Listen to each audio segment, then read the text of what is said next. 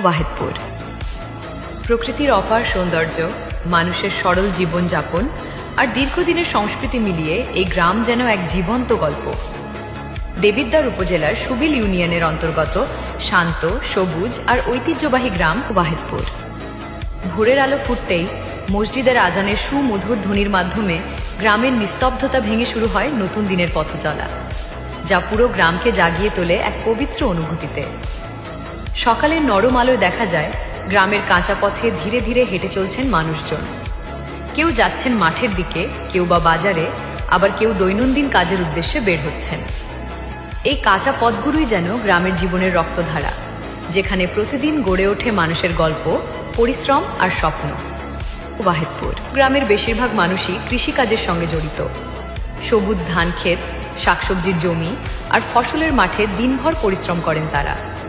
পাশাপাশি এ গ্রামের অনেক শ্রমজীবী মানুষও আছেন, যারা বিভিন্ন কাজের মাধ্যমে জীবিকা নির্বাহ করেন।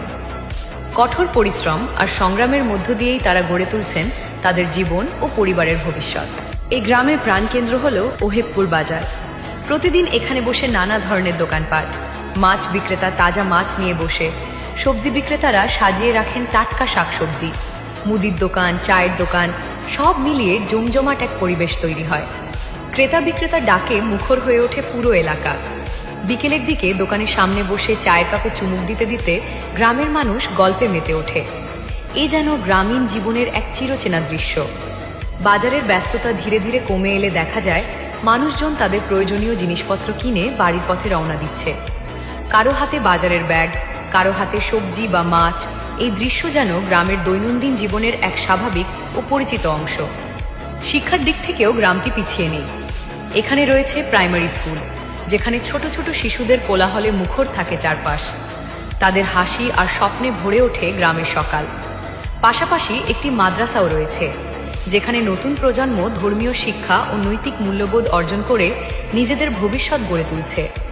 গ্রামের মাঝে রয়েছে একটি শান্ত দিঘি, যার স্বচ্ছ জল আর চারপাশের সবুজ পরিবেশ মনকে এনে দেয় এক অনন্য প্রশান্তি। বিকেলের স্নিগ্ধ সময়ে এই দিঘির পাড়ে বসে কাটানো মুহূর্তগুলো হয়ে ওঠে স্মরণীয়।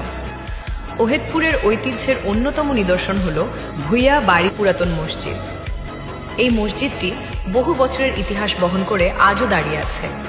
এর পাশেই রয়েছে একটি প্রাচীন বাড়ি, যা গ্রামের অতীত দিনের স্মৃতি মনে করিয়ে দেয়। এই স্থানগুলো শুধু স্থাপনা নয়, বরং ইতিহাসের জীবন্ত সাক্ষী। এই গ্রামে একটি মাজারও রয়েছে, যা স্থানীয় মানুষের কাছে আধ্যাত্মিক গুরুত্ব বহন করে। এছাড়াও গ্রামের মন্দিরের পাশে প্রতি বছর বৈশাখের 2 তারিখে বসে এক জমজমাট মেলা। এই মেলা শুধুমাত্র একটি উৎসব নয়, বরং এটি গ্রামের মানুষের মিলন মেলা। এখানে ধর্ম বর্ণ নির্বিশেষে সবাই একত্রিত হয়ে আনন্দে মেতে ওঠে। শিশুদের হাসি, খেলনা, মিষ্টির দোকান আর নানা আয়োজন মেলাকে করে তোলে প্রাণবন্ত। বিকেলের সময়টা যেন এই গ্রামের সবচেয়ে প্রাণবন্ত মুহূর্ত। খোলা মাঠে বা বাড়ির সামনে ছোট ছোট বাচ্চারা খেলাধুলায় মেতে ওঠে। কেউ ফুটবল খেলছে, কেউ দৌড়ঝাঁপ করছে, আবার কেউ নানা খেলায় ব্যস্ত। তাদের হাসি আর আনন্দে মুখর হয়ে ওঠে পুরো গ্রাম। সূর্য যখন ধীরে ধীরে অস্ত যায়, তখন পুরো গ্রাম জুড়ে নেমে আসে এক শান্ত পরিবেশ।